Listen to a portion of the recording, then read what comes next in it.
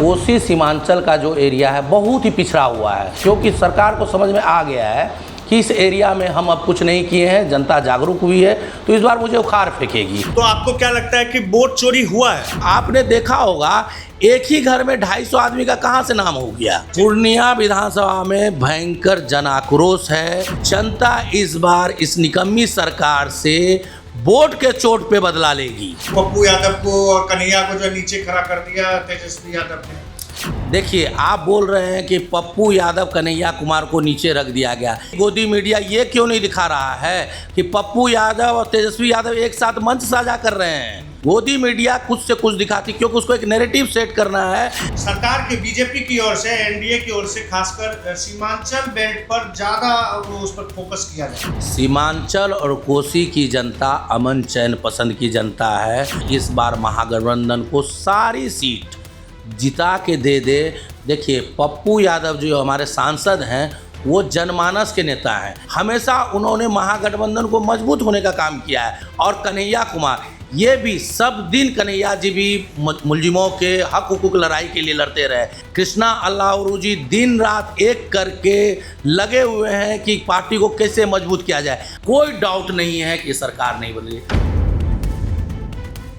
नमस्कार दोस्तों, मैं मुचकुंद मिश्रा, आप देख रहे हैं द राजनीति। दोस्तों, इस वक्त मैं पूर्णिया में हूँ, पूर्णिया विधानसभा क्षेत्र में। और पूर्णिया विधानसभा क्षेत्र में मैं कांग्रेस के संभावित प्रत्याशी कुमार दिवाकर सिंह के पास हूँ। उनसे जानने का प्रयास करूँगा कि राहुल गांधी तेजस्वी यादव की वोट अधिकार यात्रा जो इस क्षेत्र से, सीमांचल से, जो अगर आप प्रचुरता के मामले में देखें, अनेक तरह की प्राकृतिक संपदा के तौर पर, नकदी फसलों के तौर पर यहाँ मखाना होता है, केला होता है, लेकिन विकास के मामले में ये क्षेत्र, ये सीमांचल, मिथिलांचल पिछड़ा हुआ है। और इस क्षेत्र में ही, इस एरिया में, सीमांचल मिथिलांचल में ही सबसे ज़्यादा वोट काटे गए हैं। वोट चोरी भी के आरोप इसी एरिया में सबसे ज़्यादा, सीमांचल के 4 जिले हैं, कटिहार हो गया, पूर्णिया हो गया, अररिया हो गया और किशनगंज, ये 4 है। और बाकी सब जगहों में काटे गए हैं वोट। लेकिन यहाँ पर सबसे ज़्यादा चुनाव आयोग का जो है डंडा चला, क्योंकि कुछ ना कुछ खतरा तो उनको महसूस हुआ होगा। वोटरों का रुझान शायद उन्हें पता चल गया होगा कि किस और होगा। चलिए, ये खैर बात हुई। हम कांग्रेस के संभावित प्रत्याशी कुंवर दिवाकर सिंह से इस पूरे अंचल का, यानी सीमांचल का के माहौल को जानने का प्रयास करते हैं और उन्हीं की जुबानी सब कुछ समझने का प्रयास करते हैं। दिवाकर जी, सबसे पहला सवाल जो है मेरा यही है आपसे। राहुल गांधी की वोट अधिकार यात्रा, तेजस्वी यादव भी उसमें थे, दोनों मिलकर एकता, इंडिया गठबंधन ने एकता दिखाई, कितना सफल रहा? क्या असर आप देखने को मिल रहा है पूर्णिया विधानसभा क्षेत्र में? आप बताइएगा जरा इसके बारे में डिटेल से। धन्यवाद मुचकुंद जी, आपको पहले धन्यवाद कर देता हूं, आपके चैनल को भी कर दे रहा हूं। राहुल गांधी जननायक ने जो आह्वान किया था वोट चोर अधिकार रैली का, उसमें यहाँ का जो जनता है स्वतः जागरूक हो के रोड पे निकल आई अपने अधिकार की लड़ाई के लिए। और आपने अभी बताया भी मुझे कि कोसी सीमांचल का जो एरिया है बहुत ही पिछड़ा हुआ है, लेकिन यहाँ कब तक पिछड़ता रहेगा? यहाँ की आम आवाम अब जागरूक हो गई है कि भैया कब तक जुमलेबाजी की सरकार चलेगी। जुमले पे डबल इंजन की सरकार सिर्फ जुमला दे रही है।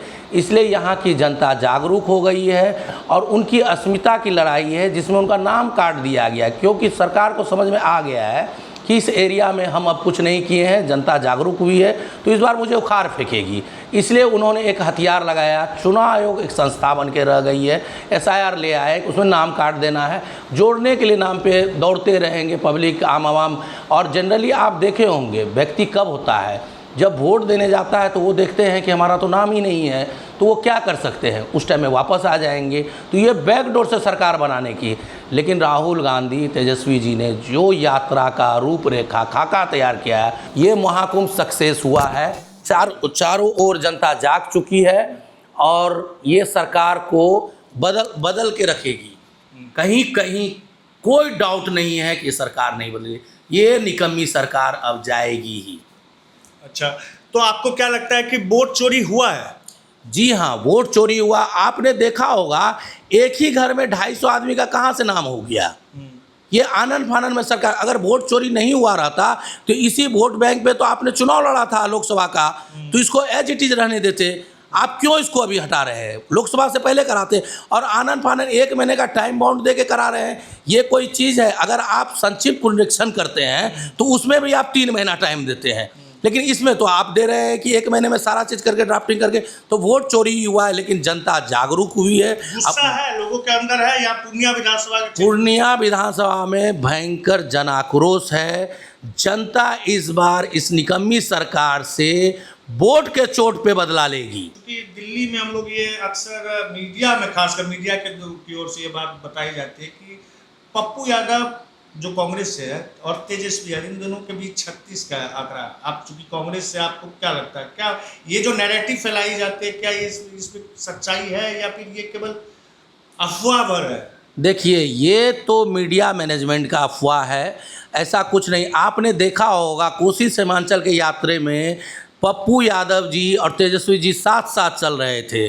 पप्पू यादव ने उनको नायक भी कहा है और तेजस्वी जी ने भी उनका गुणगान किया है, और इसलिए कहीं कुछ नहीं है। दोनों मिल के इस निकम्मी सरकार के खिलाफ में लग रही है। कांग्रेस और महागठबंधन में जितने साथी हमारे साथ हैं बढ़ चढ़ के हिस्सा ले रहे हैं, और आपको इस यात्रा में सारा दिख भी रहा होगा।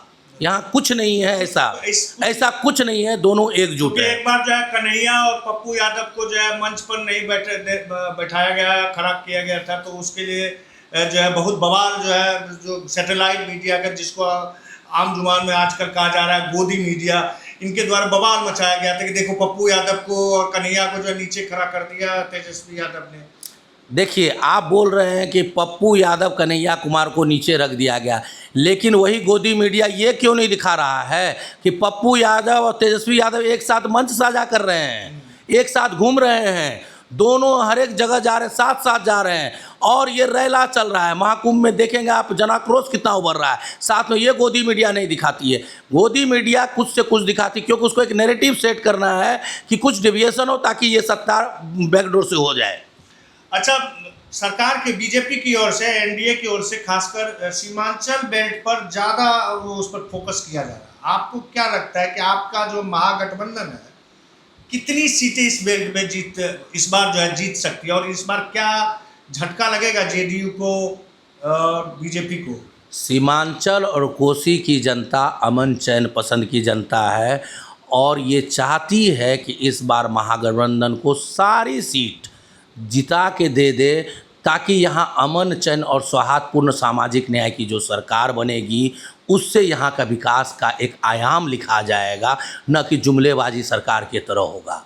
दूसरी बात एक और चीज़ है, चूँकि कांग्रेस के कई समर्थक मुझसे मैं मिला हूँ और जो पुराने हैं, बोल रहे हैं कांग्रेस जो है हर घर में कांग्रेस के लोग मिल जाएंगे। संगठन के लेवल पर कांग्रेस में कुछ कमी बेसी होती है। इस बार क्या कांग्रेस संगठन के लेवल पर मजबूत हुई है बिहार में? आपने देखा होगा कि हमारे जो कांग्रेसी पुराने भाई हैं, बंधु हैं, या चाचा पापा, ये जो भी हैं, सब कांग्रेसी हैं, सब के रग में कांग्रेस का ही खून बह रहा है। लेकिन हो सकता है कि कुछ जनरेशन गैप हो गया होगा जिसके कारण, लेकिन ये जो यात्रा चल रही है, इससे पहले भी भारत जोड़ो यात्रा हुआ, कांग्रेस संगठन पे बहुत ज़्यादा काम कर रही है और एक दूसरे को इंटैक्ट कर रही है। जो काम चल रहा है और सक्सेस भी हो रहा है। इस बार आप देखेंगे संगठन बहुत ज़्यादा ही मजबूती से इस चुनाव में उभर के आएगी। 2-3 नेता भी उभरे हैं अभी हाल फिलहाल में, अगर गलत होगा तो टोकिएगा। एक तो कन्हैया कुमार हो गया, एक जो है पप्पू यादव भी जो है, एक उसको प्रमोट मुझे कहीं ना कहीं लगता है कि राहुल गांधी और प्रियंका गांधी की ओर से उनको प्रमोट किया जा रहा है। और भी क्या आने वाले दिनों में मैं देखूंगा कि बिहार कांग्रेस में कई सारे ढेर सारे नेता जो है निकलेंगे बाहर बिहार कांग्रेस की ओर से। देखिए, पप्पू यादव जो हमारे सांसद हैं वो जनमानस के नेता हैं। जनमानस के नेता हैं इसलिए तो 6 बार निर्दलीय जीत जाते हैं, और उनकी विचारधारा, आइडियोलॉजी जो है कांग्रेस के ही इर्द गिर्द रही है। हमेशा उन्होंने महागठबंधन को मजबूत होने का काम किया है और मजबूती देते रहे, चाहे वो लालू जी की सरकार हुई हो या अब तेजस्वी जी की सरकार आने वाली हो। और कन्हैया कुमार, ये भी सब दिन कन्हैया जी भी मुलजिमों के हक हुकूक लड़ाई के लिए लड़ते रहे।